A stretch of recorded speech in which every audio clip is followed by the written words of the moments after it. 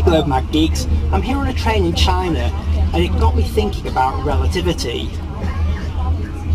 Einstein made two assumptions when he came up with the special theory of relativity. Firstly, he assumed that the speed of light is a constant relative to any and every observer in the universe, no matter whether they're moving or not. Therefore, if I was stood in that field, I would see light moving at 300 million meters per second relative to me. If I'm sat on the train looking at the same light moving, I would also see it moving at 300 million meters per second relative to me on the train. So the speed of light is a constant relative to every observer, no matter how they're moving.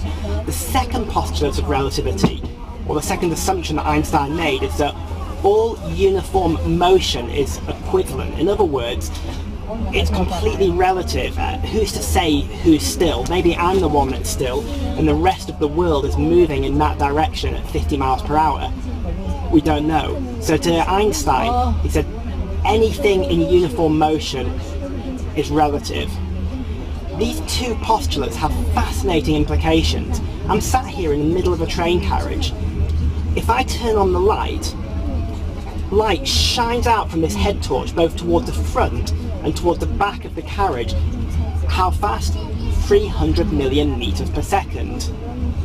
Now, the interesting question is, does the light hit the front of the train carriage first or the back of the train carriage first, or does it hit them both at the same time, and why? You've probably got some ideas about this. Some of you will be saying, well, if I'm sat in the middle of the train carriage and light moves at a constant speed, it's got to hit the front and back of the train carriage at the same time, or simultaneously. Why?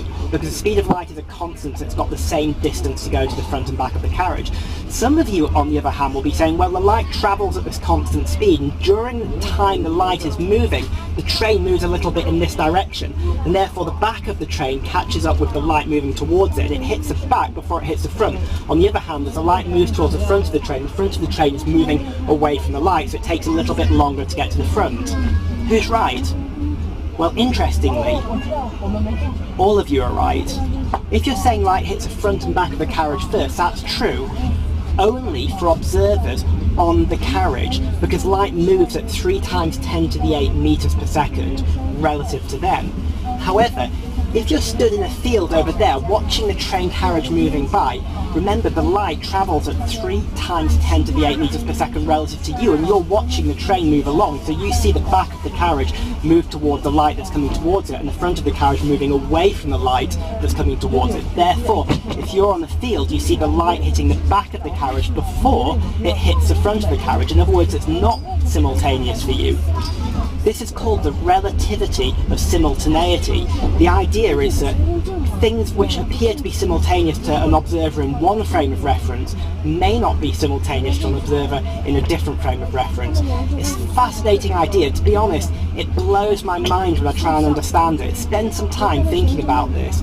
Physics is an incredible science, and it's all around us.